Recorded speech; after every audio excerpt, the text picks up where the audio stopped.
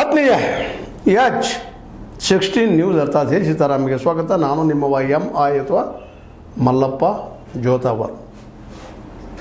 ನಮ್ಮ ಮೋದಿಯವರ ಪ್ರೀತಿಯ ಅಮಿತ್ ಶಾ DK ಶಿವಕುಮಾರರನ್ನು ಮುಖ್ಯಮಂತ್ರಿ ಆಗಲು ಕರೆದ್ರ ಈ ಗೋಧಿ ಮೀಡಿಯಾದಲ್ಲಂತೂ ಜಬರ್ದಸ್ತಾಗಿ ನಡೀತಾ ಇದೆ. ಕಾಂಗ್ರೆಸ್ ಹೊಡಿತು, ಅದ್ರ ಜೊತೆಗೆ 60 ಸೀಟು BJP ಇದ್ದಾವೆ, 18 ಸೀಟು. ನಮ್ಮ JDS ಇವರು 40-50 ತೊಗೊಂಡು ಬರ್ತಾರೆ ಲಕ್ಕಿ ಅನ್ನುವಂಥ ಒಂದು ಚರ್ಚೆ ಜಬರ್ದಸ್ತ್ ನಡೀತಾ ಇದೆ. ನಿಜವಾಗಲೂ DK ಶಿವಕುಮಾರ್ ಅವ್ರು ಹೋಗಿಬಿಟ್ರ ಅಮಿತ್ ಶಾ ಅವ್ರ ಮಾತು ಕೇಳಿಕೊಂಡು, ಅಥವಾ ಅಷ್ಟು ಪ್ರೀತಿಯ ಮುಖ್ಯಮಂತ್ರಿ ಆಗಲೇಬೇಕು ಅನ್ನುವಂಥದ್ದು ಯಾರಿಗಿಲ್ಲ ರೀ. ನನಗೂ ಅದ ಮುಖ್ಯಮಂತ್ರಿ ಆಗುವಂಥ ಹಂಬಲ್ ನನಗದ, ಇನ್ನೊಬ್ಬರಿಗದ, ಪ್ರಧಾನಿ ಆಗ್ಬೇಕಂತ ಇನ್ನೂ ದೊಡ್ಡ ಆಸೆ ಅದ. ಮಾಡೋರು ಯಾರು ಅಂದರೆ ಇಲ್ಲಿ ಯಾಕೆ ಮತ್ತೆ ಚರ್ಚೆ ಮಾಡ್ತಾಯಿದ್ದೀನಿ ಅಂತಂದ್ರೆ, ಜೋರು ಚಲಾವ್ ನಡೆದ್ರಿ ಗೋಧಿ ಮೀಡಿಯಾದಲ್ಲಂತೂ. ಹೋದ್ರು ಕಾಂಗ್ರೆಸ್ ಬಿತ್ತು ಕ್ರಾಂತಿ ಆಯ್ತು. ಎದ್ದ ತಕ್ಷಣ ಸುದ್ದಿಗಳನ್ನು ಬಿಡ್ತಾ ಇರ್ತಾರೆ. ಮತ್ತು ಅವ್ರದ್ದೇ ಅಂತ ಒಂದಿಷ್ಟು ಜನ ಇದ್ದಾರೆ, ಪಟ ಶೇರ್ ಮಾಡ್ತಾರೆ, ಮತ್ತೇನು ಮಾಡ್ತಾರೆ, ಹಬ್ಬಿಸಿ ಬಿಡ್ತಾರೆ. 10K 20K 30K ಕೆಲವೊಂದು ಮಿಲಿಯನ್ ಆಗ್ತವೆ. ಮಾಡ್ತಾರೆ ಅದೇನೂ ಇಲ್ಲಿ ನಿಜವಾಗಿಯೂ DK ಅವರು BJP ಮುಂದಾಳತ್ವದಲ್ಲೇ ಮುಖ್ಯಮಂತ್ರಿ ಆಗ್ತಾರೆ. ಇವರು ಮುಖ್ಯಮಂತ್ರಿ ಆಗುವುದಕ್ಕೆ ನಮ್ಮ HD ಕುಮಾರಸ್ವಾಮಿಗಳು ಒಪ್ತಾರೆ. ಯಾಕೆ ಒಪ್ಪುದಿಲ್ಲ ರೀ? ಹಿಂದೆ HD ಕುಮಾರಸ್ವಾಮಿಗಳನ್ನ ಮುಖ್ಯಮಂತ್ರಿ ಮಾಡಿದ್ರು ಇವ್ರು ದೋಸ್ತೆ ಇದ್ದಿಬ್ಬರು ನಡಕ್ಕೆ ಅಂತೇಳಿ ಉದಾಹರಣೆ ಕೊಡ್ತಾರೆ. ಇರ್ಬೋದಿಲ್ಲ ಅಂತಲ್ಲ, ಆದರೆ ಇವತ್ತಿನ ಪರಿಸ್ಥಿತಿ ಒಳಗೆ ಅದು ಸಾಧ್ಯನಾ ಅನ್ನುವಂಥದ್ದು. ಯಾಕಂದ್ರೆ ಸ್ವತಃ ತಾವು ಮುಖ್ಯಮಂತ್ರಿ ಆಗಬೇಕಂತ ಓಡಾಡ್ತಾ ಇದ್ದಾರೆ ನಮ್ಮ HD ಅವರು. ಹೀಗಾಗಿ ಮತ್ತು ಮೇಲಾಗಿ ಒಂದು ಏನೋ ಸೂಚನೆ ಸಿಕ್ಕದವ್ರಿಗೆ, ನಮ್ಮ ಶಾರಿಂದಾಗಿರ್ಬೋದು ಅಥವಾ ಮೋದಿಯವ್ರದ್ದಾಗಿರ್ಬೋದು, ನೀವು ಜೋರ್ದಾರಾಗಿ ಸಂಘಟನೆ ಮಾಡಪ್ಪ, ನಮ್ಮಲ್ಲಿ ಯಾರು ಅಂತ ಹೇಳ್ಕೊಳ್ಳೋಂಥ ನಾಯಕರು ಇಲ್ಲಿ ಇವತ್ತು ಅಂದ್ರೆ ಇದ್ದಾರೆ. ಯಡಿಯೂರಪ್ಪ ಇದ್ದಾರೆ, ಅವ್ರ ಮಗ ಇದ್ದಾರೆ. ಆದರೆ ಅವ್ರ ಕಡೆ ಯಾಕೋ ಏನೋ ಒಲವು ಕಡಿಮೆ ಮೊದಲಿಂದರು ಈ ಹೈಕಮಾಂಡ್ BJP. ಅದಕ್ಕೆ ನೀವು ಮುಂದೆ ಹೋಗಿರ್ಬೋದು, ಬೇಡ ಒಳಗೆ ಯಡಿಯೂರಪ್ಪನವರು ಇನ್ನೊಬ್ಬ ಯಾರು ಯತ್ನಾಳರು ಮತ್ತೊಬ್ಬ ಬಂದು ಲೀಡ್ ಮಾಡೋದಿದ್ಲು.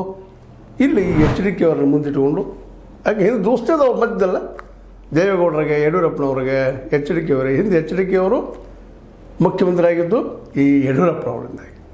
ಹೀಗಾಗಿ ಅವ್ರು ತಾವು ಮುಖ್ಯಮಂತ್ರಿ ಆಗುವ ಪ್ರಯತ್ನ ಮಾಡ್ತಾಯಿದ್ದಾರೆ. ಈ ದಿಶೆಯಲ್ಲಿ DK ಅವ್ರದ್ದೇನೋ ಹರಿ ಬಿಡ್ತಾ ಇದ್ದಾರೆ. ಒಟ್ಟಲ್ಲಿ ಎದ್ದ ತಕ್ಷಣ ಒಂದು ಹರಿ ಬಿಟ್ಬಿಡೋದು, ನಾವು ಎದ್ದ ತಕ್ಷಣ ಹಂಗೆ ಆನ್ಸರ್ ಮಾಡ್ಬೋದು. ಆದರೆ ಇದು ಎಷ್ಟು ಮಟ್ಟಿಗೆ ಸಾಧ್ಯ DK ಅವರು ಮುಖ್ಯಮಂತ್ರಿ ಆಗೋದು? ಕಾಂಗ್ರೆಸ್ನಲ್ಲಂತೂ ಸುತಾರಾಮ್, ನಮ್ಮ ಸಿದ್ದರಾಮಯ್ಯನವರು, ಅವ್ರ ಬಳಗ, ಹಿಂದೆ ಬಳಗ ಇರ್ಬೋದು, ಮತ್ತು ಬಳಗ ಇರ್ಬೋದು, ಹಳೆಯ ದೋಸ್ತರಾಗಿರ್ಬೋದು, ಅವರ ಒಂದು ಮಾಸ್ ಲೀಡರ್ಶಿಪ್ ಇರ್ಬೋದು, ಇವೆಲ್ಲ ನೋಡಿ ಸುಲಭವಾಗಿ DK ಅವ್ರನ್ನ ಮುಖ್ಯಮಂತ್ರಿ ಮಾಡಲಿಕ್ಕೆ ಬಿಡೋದಿಲ್ಲ. ಒಂದಲ್ಲಿ ಬಿಡು ಪ್ರಸಂಗ ಬಂದರೂ ಸಹಿತ ತಮಗೆ ಬೇಕಾದಂಥ ಸತೀಶ್ ಅವರನ್ನು, ಪರಮೇಶ್ವರಪ್ಪನವರು, ಮಹದೇವಪ್ಪನವರು ಯಾರನ್ನೋ ಚೀಫ್ ಮಿನಿಸ್ಟರ್ ಮಾಡ್ತಾರೆ ವಿನಃ ಇವತ್ತಿನ ದಿನದಲ್ಲಿ ಇಂದಿನ ರಾಜಕೀಯ ಸ್ಥಿತಿಯಲ್ಲೇ DK ಅವ್ರನ್ನ ಮುಖ್ಯಮಂತ್ರಿ ಮಾಡಿಕೊಡೋದಿಲ್ಲ. ಅದಕ್ಕಾಗಿ ಅವ್ರನ್ನ ಏನಾದ್ರೂ ಹಣದಿರ್ಬೇಕಂತೇಳಿ ಇನ್ನೊಂದೆರಡು ಪೋಸ್ಟ್ಗಳನ್ನು ಉಪಮುಖ್ಯಮಂತ್ರಿ ಜೊತೆಗೆ ಅವರಲ್ಲಿದ್ದಂಥ ಇನ್ನೊಂದು ಅಧ್ಯಕ್ಷತೆ ಕಸು ನಿನ್ನ ಯಾರಿಗೂ ಕೊಟ್ಟು ಇಲ್ಲೇ ಅವ್ರು ಇನ್ನಷ್ಟು 3 ಗುಂಪು ಮಾಡಬೇಕು ಅನ್ನೋಂಥ ಒಂದು ಪ್ಲ್ಯಾನು ಅಲ್ಲಿದೆ. ಇಂಥ ಪ್ರಸಂಗದಲ್ಲಿ DK ಅವರು ಭಾಳ ಎಚ್ಚರ ಹೆಜ್ಜಿಡಬೇಕಾಗ್ಯದ. BJPಗೆ ಹೋದ್ರೆ ಆಯುಷ್ಯ ಭಾಳ ಕಡಿಮೆ. ಯಾಕೆಂತಂದ್ರೆ ಇದೊಂದು ಟರ್ಮ್ ಆಗ್ಬೋದು, ಮತ್ತು 40 ಅಥವಾ 50 ಮಂದಿ ಬರಬೇಕಲ್ಲ ನಿಮ್ಮ ಜೊತೆಗೆ ಬರ್ತಾರೆ. ಅವ್ರಲ್ಲಿ ಸುಲಭ ಬಿಟ್ಟುಕೊಡ್ತಾರೆ ಸಿದ್ದರಾಮಯ್ಯನವರು. ಅವ್ರಿಗೆ ಆಸೆ ಹಚ್ಚೋದಲ್ವ, ದುಡ್ಡಿನ ಆಶೆನೋ, ಅಧಿಕಾರ ಆಶೆನೋ, ಮತ್ತೇನೋ ಆಸೆ. ಈಗ 15-16 ಮಂದಿನ ತೆಗಿಬೇಕು ಅಂತ ಹೇಳ್ತಾ ಇದ್ದಾರೆ ಹಳೆ ಮಂದಿನ. ಆದರೆ ಅವ್ರು ಬೇಕಾದಂತ ತೆಗಿತಾರೆ.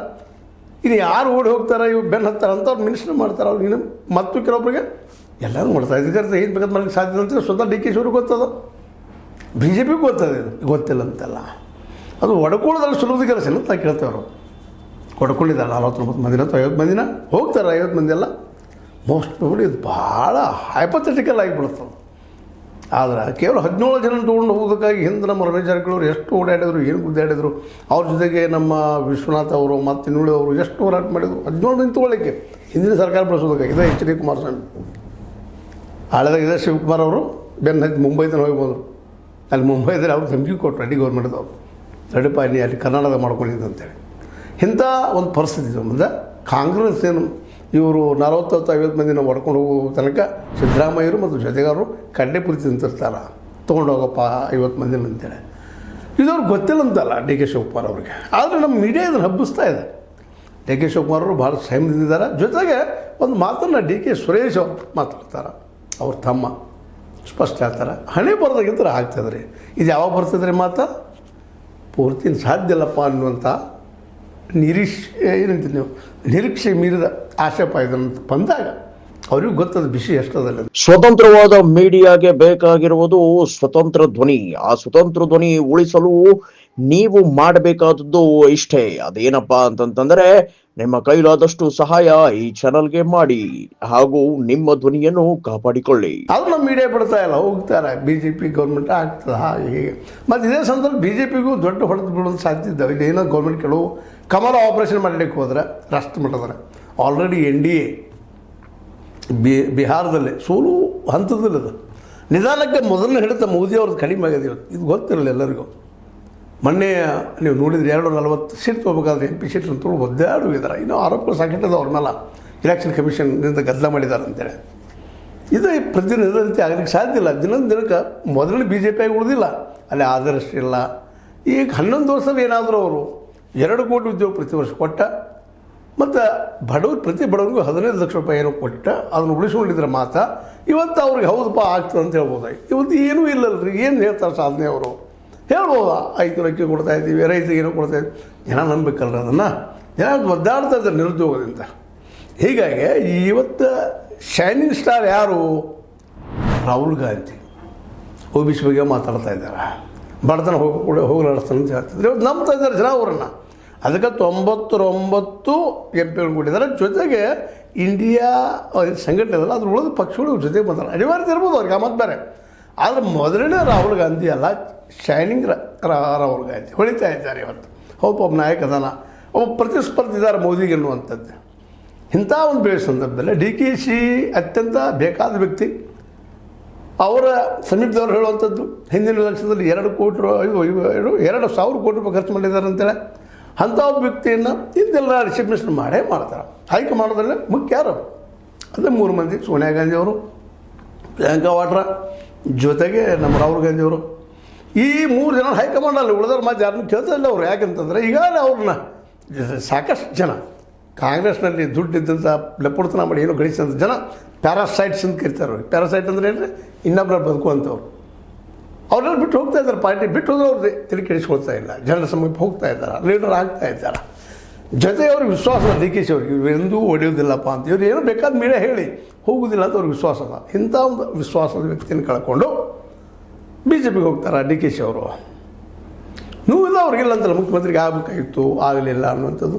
ಆದರೆ ಇಲ್ಲ ಇನ್ನೊಂದು ತಿಳ್ಕೊಬೇಕಾಗ್ಯದ, ನಾವು ಎಲ್ಲದಕ್ಕೂ ನೋವು ಮಾಡ್ಕೊಳ್ಳೋದ್ರಲ್ಲಿ ಏನೂ ಅರ್ತಿಲ್ಲ.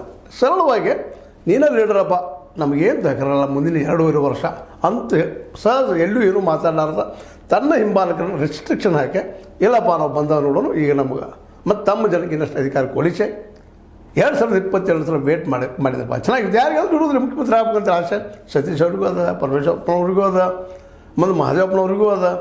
ಅನೇಕ ಸೀನಿಯರ್ಸ್ ಇದ್ದಾರೆ, ಯಾಕೆ ಅವ್ರಿಗಿರ್ಬಾರ್ದು? ಅವ್ರು ತಮ್ಮ ಪ್ರಯತ್ನ ಮಾಡ್ತಾ ಇರ್ತಾರೆ. ಅದನ್ನು ದೊಡ್ಡ ವಿಷಯ ಮಾಡೋಕ್ಕಿಂತಲೂ ಈಗ 2ನೇ ನಂಬರ್ ನಿಜವಾಗಿಯೂ DK ಶಿವಕುಮಾರ್ ಇದ್ದಾರೆ. ಯಾರು ಹೇಳೋ ಅವಶ್ಯಕತೆ ಇಲ್ಲ. ಅವ್ರು ತಮ್ಮ ವ್ಯಕ್ತಿತ್ವ ಬೆಳೆಸ್ಕೊಂಡಿದ್ದಾರೆ. ಇಷ್ಟವಾದ ಕಾರ್ಯಕರ್ತರು ಕಾಂಗ್ರೆಸ್ಸಿಂದು. ಹೀಗಾಗಿ ರಾಹುಲ್ ಗಾಂಧಿ ಅವ್ರ ಮೇಲೆ ಪ್ರೀತಿ. ಆದರೆ ರಾಷ್ಟ್ರೀಯ ಮಟ್ಟದಲ್ಲೇ ಒಂದು ವೇಳೆ ಸಿದ್ದರಾಮಯ್ಯ ಇಳಿಸಿದ್ರೆ ಸಪೋಸ್ ಇವು OBC ನಾಯಕ ಅಲ್ಲ ಬಂದು ದೊಡ್ಡ ನಿಮ್ಗೆ ಗೊತ್ತದ BJP ಯಾವ ರೀತಿಯಾಗಿ ಅಡ್ವರ್ಟೈಸ್ ಮಾಡ್ತದೆ, ಏನು ಮಾಡ್ತದೆ ಅಂತೇಳಿ. ಮತ್ತು ಸಿದ್ದರಾಮಯ್ಯ ಸುಮ್ಮನೆ ಕೊಡುವುದಿಲ್ಲ. ಅವರು ಮುಖ್ಯಮಂತ್ರಿ ಹಿರಿಗಾಗಿ ಸಾಕಷ್ಟು ಪ್ರಯತ್ನ ಪಟ್ಟರೆ ಅವ್ರು ಬಿಡುವುದಿಲ್ಲ. ಈಗ ಅವ್ರು 10 ವರ್ಷ ಅವ್ರು ಇನ್ನೂ 2 ವರ್ಷ ನಾನು ಆಗಮಣ್ಣ ಅಂತಾರೆ. ಭಾಳ ಮಧ್ಯದಲ್ಲಿ ಗೆದ್ದಿದ್ರೆ ಮತ್ತು ಮುಂದೆ ನಾನೇ ನಾಯಕ ಅಂತ ಹಿಂಗೆ ಮಾತಾಡ್ಲಿಕ್ಕೆ ಅಂತ ಮಾತು ಕೇಳಿ ಬರ್ತದೆ. ಕನ್ನಡ ಸುಲಭ ಗೊತ್ತಿಲ್ಲ ನನಗೆ. ಯಾಕೆಂದರೆ ರಾಜಕೀಯದಲ್ಲಿ ರೂಮರ್ಸ್ಗಳ್ರಿ, ಯಾರು ಸಾಕ್ಷಿಗಳನ್ನು ಕೊಡೋದಿಲ್ಲ. ಇದಕ್ಕೆ ನಾವು ಗೆಸ್ ಮಾಡುವಂಥದ್ದು ಎಲ್ಲ ಅದರಲ್ಲೇ ಮಾತಾಡುವಂಥದ್ದು. ಹೀಗಾಗಿ DKC ಅವ್ರು ಮುಂದಿರುವಂಥ ಆಯ್ಕೆ ಒಂದು ವೇಳೆ BJP ಹೋಗುವಂಥದ್ದಿತ್ತು, ಅದಕ್ಕೇನೋ ಓದಿದ್ರೆ ಭಾಳ ತಪ್ಪ. ಅವರ ಇವತ್ತು CM ಆಗೋದು ಭಾಳ ಕಷ್ಟದ ರೀ. ಯಾಕಂತಂದ್ರೆ BJPಗೆ ಅಷ್ಟು ಸುಲಭ ಇವರು ಒಪ್ಪೋದು ಇಲ್ಲ. ಮತ್ತು HD ಕುಮಾರಸ್ವಾಮಿಗಳಂತ ಇವತ್ತಿನ ಅವ್ರ ಮಾನಸಿಕ ಸ್ಥಿತಿ ನೋಡಿದ್ರೆ DK ಶಿವಕುಮಾರ್ ಅವ್ರನ್ನ ಮುಖ್ಯಮಂತ್ರಿ ಮಾಡಿಕೊಡೋದಿಲ್ಲ. ಒಂದಿನ ಮಾಡಿಕೊಟ್ಟರು ಅನಿವಾರ್ಯ ಕೆಲವು ದಿನ ಗಪ್ಪಿರ್ಬೋದು.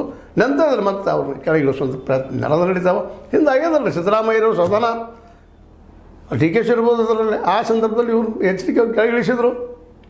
ಒಳಗೆ ಸಿಟ್ಟಿರೋದಲ್ಲ ಅವ್ರಿಗೆ. ಇವ್ರನ್ನ ಯಾಕೆ ಬಂದುಬಿಡ್ತಾರೆ?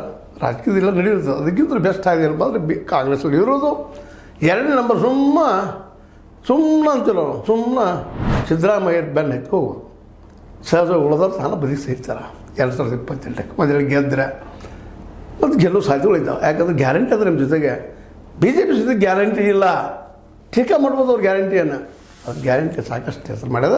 ಇನ್ನೂ ಸ್ವಲ್ಪ ಉದ್ಯೋಗಗಳು ಸೃಷ್ಟಿ ಮಾಡಿದರೆ ಉದ್ಯೋಗಗಳಿಗೂ ಸ್ವಲ್ಪ 70,000 ಟೀಚರ್ಗಳು ಖಾಲಿ ಇದ್ದಾರೆ ಪಾಪ, ಖಾಲಿದ ಪೋಸ್ಟ್ ಅಷ್ಟು ಮಂದಿ ತುಂಬಿಕೊಂಡ್ರೆ ಮತ್ತು ಹೊಸ ಹುರುಪಾಗ್ತದೆ. ಆಗ 2022 ಕಾಂಗ್ರೆಸ್ ಗೆಲ್ತದೆ ಕರ್ನಾಟಕದಲ್ಲಿ ಅಂತೇಳಿ ನೀವು ನಂಬೋದು. ಏನಂತೀರಿ ಡಿ ಕೆ ಶಿ ಅವ್ರ ತಪ್ಪೇನಾದರೂ ಈಗ ರೂಮರ್ಸ್ ಇದ್ದಾವಲ್ಲ, ಶಾ ಅವ್ರ ಜೊತೆ ದೋಸ್ತಿ ಆಗಿದೆ, ಶಾ ಅವರು ಪ್ಲಾನ್ ಹಾಕಿದ್ದಾರೆ. ಬಿಹಾರ ಚುನಾವಣೆ ನಂತರ ಶಾ ಅವರು ಕರ್ನಾಟಕ ಸರ್ಕಾರವನ್ನು ಅಲ್ಲಾಡಿಸ್ತಾರೆ ಅಂತೇಳಿ ನಮ್ಮ ಗೋಧಿ ಮೀಡಿಯಾ ಎದ್ದ ತಕ್ಷಣ ಪ್ರಚಾರ ಮಾಡ್ತಾಯಿದ್ದಾರೆ. ಯಾಕಂದ್ರೆ ಅವರು ಚಾಣಕ್ಯ ಶಾ, ಅದಕ್ಕೆ ಅವ್ರು ಮಾಡ್ತಾರೆ ಅಂತೇಳಿ. ಅದು ಸುಳ್ಳು ಆಯ್ತಂದ್ರೆ ಡಿ ಕೆ ಶಿ ಹೋಗದೇ ಇದ್ದರೆ ನೆಕ್ಸ್ಟ್ CM ಅವರು ರೀ. ಅವ್ರ ನಂತರ ಸ್ವಲ್ಪ ವೇಟ್ ಮಾಡಬೇಕು. ರಾಜಕೀಯದಲ್ಲಿ ಸ್ವಲ್ಪ ತಾಳ್ಮೆ ಇರಬೇಕಾಗ್ತದೆ. ಆ ತಾಳ್ಮೆ ಡಿ ಕೆ ಶಿ ಅವರೆಲ್ಲದ ಇರ್ತಾರೆ ನಾವು ನಂಬೋನು. ಅದಕ್ಕೆ ಅವ್ರಿಗೆ ಇದೊಂದು ಎಚ್ಚರಿಕೆ ವಿಡಿಯೋ ಅವರಿಗೆ. BJP ಜೊತೆಗೆ ಸರ್ಕಾರ ಮಾಡಿಕೊಂಡು ಸಪೋಸ್ ಏನಾದರೂ ಎಲ್ಲ ಹಾಗೆ ಅಧಿಕಾರ ಮಾಡಿದ್ರು ಅಲ್ಲೇ ನಿಮಗೆ ಶಾಶ್ವತ ಭವಿಷ್ಯ ಇಲ್ಲ. ಕಾಂಗ್ರೆಸ್ಸಲ್ಲಿ ಇದ್ದಷ್ಟು ಅಲ್ಲಿ ಇಲ್ಲ, ಅದು ಇನ್ನೊಬ್ಬ ಶಿಂದೆ ಆಗ್ತೀರಿ ನೆಕ್ಸ್ಟ್ ಎಲೆಕ್ಷನ್ದಲ್ಲೇ ಅಂತ ಹೇಳ್ತಾ. ಇದು ನಿಮ್ಮ ಲೈಕ್ ಆಗಿರ್ಬೋದು. ಲೈಕ್ ಮಾಡಿ, ಶೇರ್ ಮಾಡಿ, ಕಾಮೆಂಟ್ ಮಾಡಿ, ಜೊತೆ ಸಬ್ಸ್ಕ್ರೈಬ್. H16 ನ್ಯೂಸ್ 16 ಸಿದ್ದರಾಮಯ್ಯ ಸತ್ಯಕ್ಕಾಗಿರಲಿ ವಂದನೆಗಳು.